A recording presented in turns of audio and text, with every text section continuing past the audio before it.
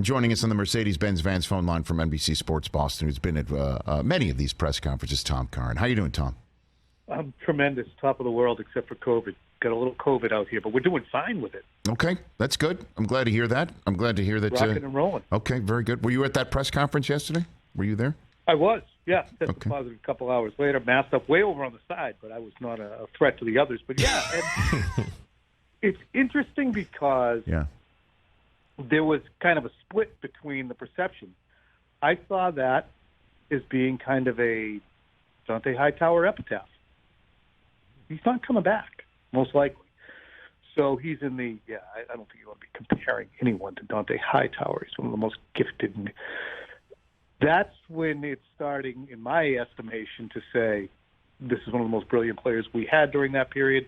It's over now, but that's what he was. So that's you took that as when Belichick talks, heaps praise upon you, he no longer intends to coach you, is what you're saying. Well, I mean, we can come up with dozens of instances where that wasn't the case. Matt Slater was compared to LT and Tom Brady earlier this offseason. He's out there on the field right now.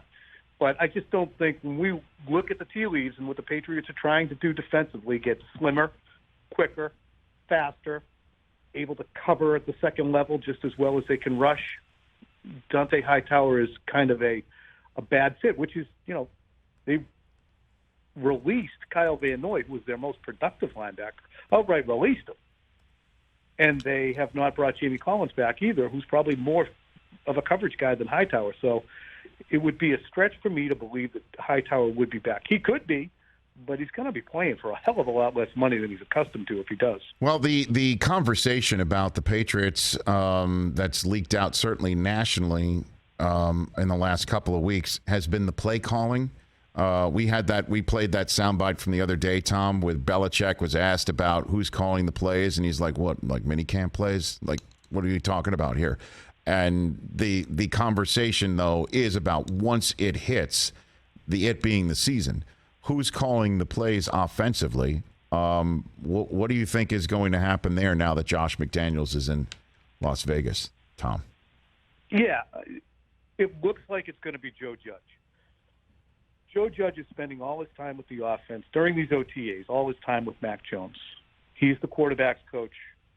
Belichick is overseeing the offense almost to the complete exclusion, again, in the sessions we're seeing. Maybe in the sessions that were not there, Belichick is over with the defense. I doubt it. But he's overseeing what Joe Judge is doing with the offense, and he's tweaking things. I believe the intention is to have Joe Judge be the play caller, quarterback's coach, de facto offensive coordinator. But until Bill believes that he's fully up to speed, Bill will remain the in case of emergency break glass, and Joe, I'll do this for a little while. But it can't be Matt Patricia. We talked to Matt Castle last week. Phil Perry, my colleague, talked to Castle. And Castle goes, look, I've played for 7 different teams, 14 seasons in the league. Never did our play caller not spend every meeting with the quarterbacks. So Matt Patricia's the offensive line coach. He's not going to waltz in and say, all right, Mac, here's what we're going to run on 2nd and 8 from the 32, when he doesn't have a grip on it. So it's going to most likely be Joe Judge. I mean, what a crucial gig this is at a crucial time, too. Agreed. Tom, I mean, like that. That's why the question is being asked over and over again.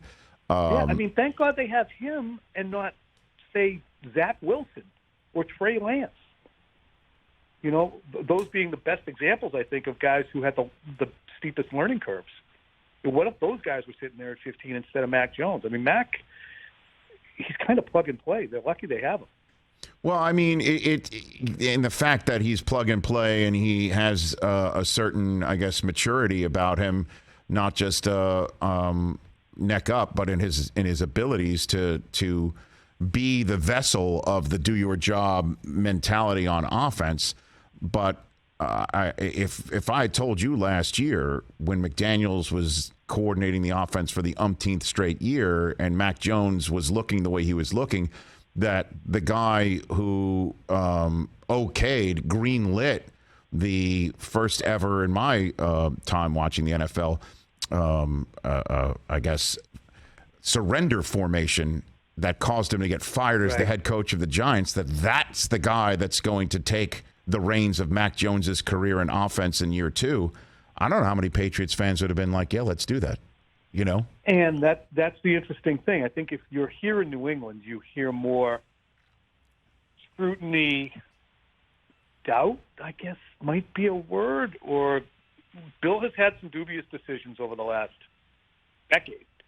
And, yeah, they've won Super Bowls in 16, but we can look at the 17th season and see how that ended. And I kind of think we can all agree that it was a dubious decision to sit their cornerback who had played 98.2% of the plays.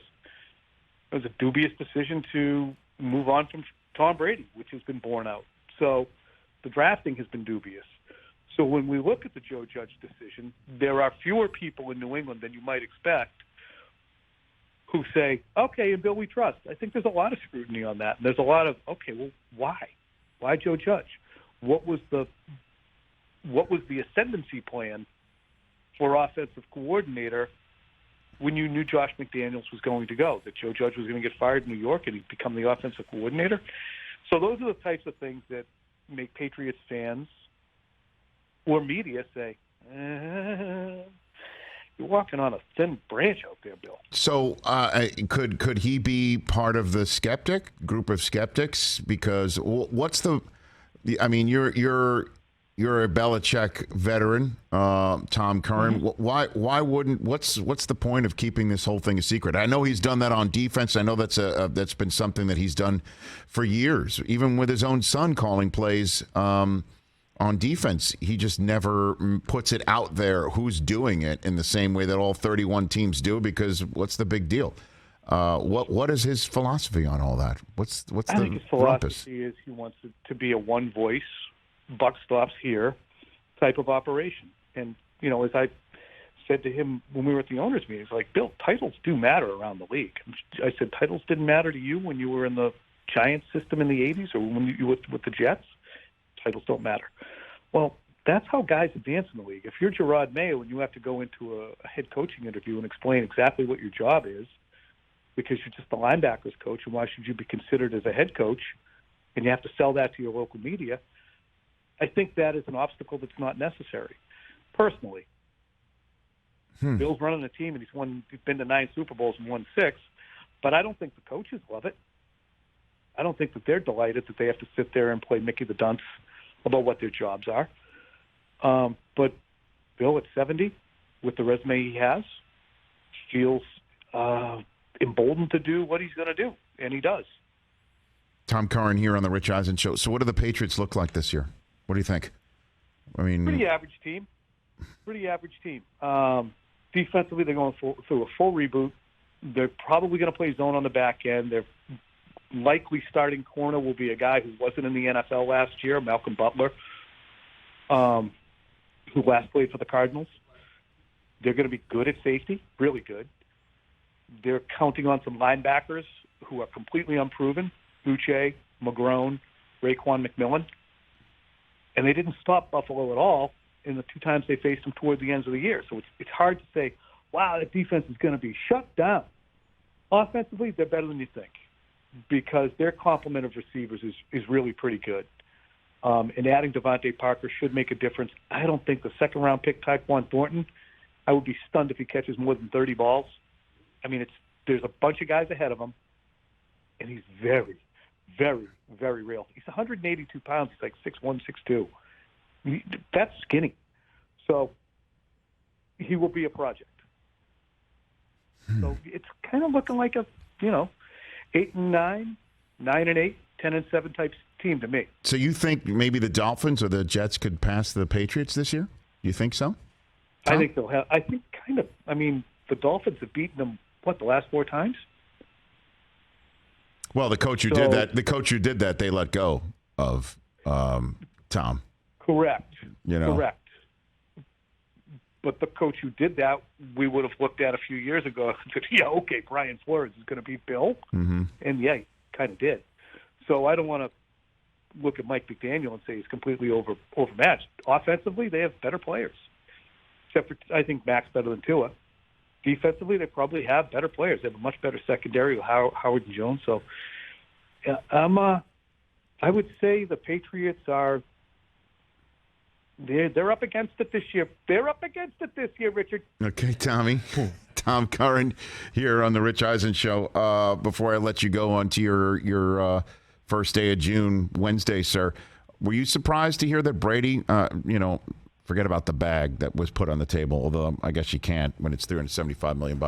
You surprised that Brady's post-career scenario is going to be a mixture of what he's currently doing with his production company, but also going in the booth and calling games?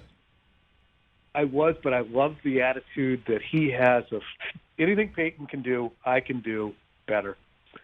I really think that Peyton, and not in a nasty way, I don't think, but I think the Romo, Manning paving the way to making a ton of money, and Brady saying, look, I can be that guy. I can very easily be that guy. Look at the guy I've been since I got to Tampa.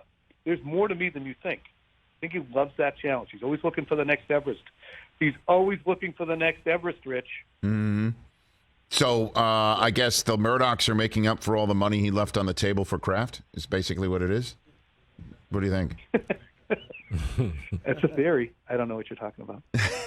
I'm just saying all that money that all the hometown discounts he gave. Oh, no doubt, yeah. That's what I'm saying. All the hometown discounts that he gave to Kraft, he's making it back and then some in just year one, thanks to the Murdochs. No, right? That's a really fascinating aspect of it, too, because I don't think that he realized. Tom worried about his football and post-Patriots mortality more than you really think. You know, I remember when Deflategate was going on, he asked some of the folks around him to please stop talking to the media because he was worried he was going to be blackballed around the league. Even as accomplished as he was by 2015 when that was going on, he's like, look, if you guys keep slamming Goodell or the league, they're going to make it so that I can never play anywhere else if I end up leaving New England. I'll be blackballed.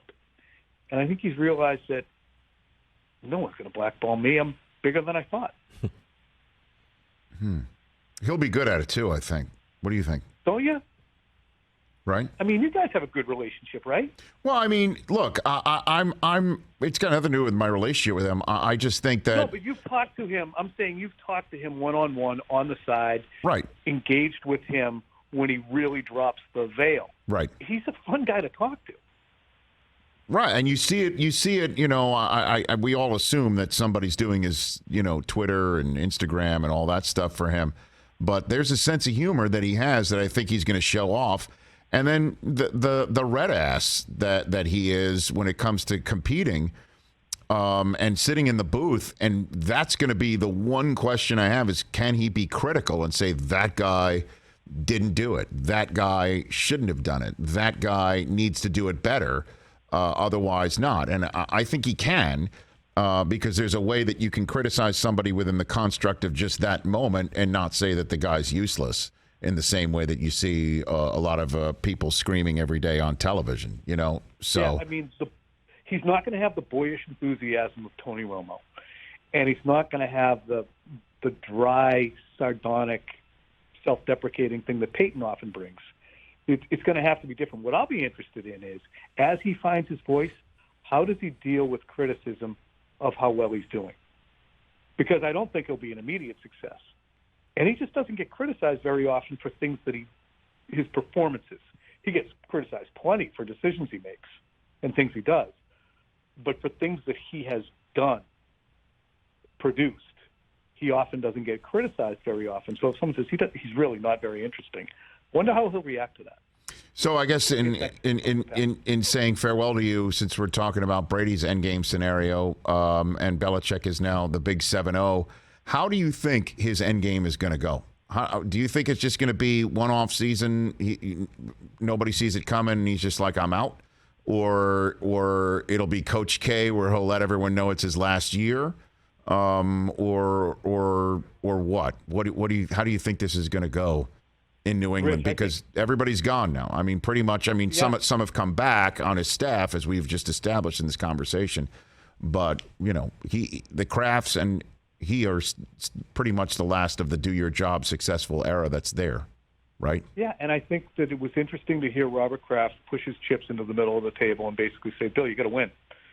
I don't like going to the playoffs 3 years in a row or 2 out of 3 years and not winning games. So on notice would be a stretch, but the Kraft has noticed. I don't think that would be unfair. So does Bill at 70 with the resume that he has feel as if, well, he's putting me on notice here? He's saying I better perform or else? So I think that's worth watching as media members and people who follow the league. What is the undercurrents of the relationship between ownership and Bill Belichick as Robert continues into his 80s and Bill is into his 70s? All the accomplishments they have, what's their vision for the Patriots 2025 and beyond? And does Bill have the opportunity to make ownership-level decisions? This is what I want to have happen as head coach, and this is who I want to be the GM. Or does Robert say, that's awesome, you just had a quarter century doing that. I'll decide that. That's worth watching. Food for thought. I absolutely. I just wonder how it's going to all finally come down. Because this year there was even a conversation I heard somewhere that keep an eye on Belichick, and then it's just like, what are you talking about? And I think it was even asked of him, and he's just like, no, I'm here. Right? I mean, like that was asked of him, and it just seems like he is as energized as ever. He's as locked in as ever. He's as Belichick as ever. But he hasn't communicated to anyone his intentions to leave. Mm-hmm. He has, and I think the supposition is within the organization at the very highest levels that Bill will let us know. He's not going to just say, "Yeah, I'm cleaning up my desk today. I'm out of here." He would let them know. So, but the Robert and Bill, I don't know if we call it sword crossing or what, that has kind of gone on, mostly authored by Robert, is fascinating for me to watch. Tom, thanks for the time, man. Appreciate it. Look for my call during the summer. We'll have you back on as conditions warrant. Thank you, sir. Really appreciate it. See you. There's the man, Tom Curran. Tom E. Curran. Hey, you watched all the way to the end. Thanks for that. Watch more right here.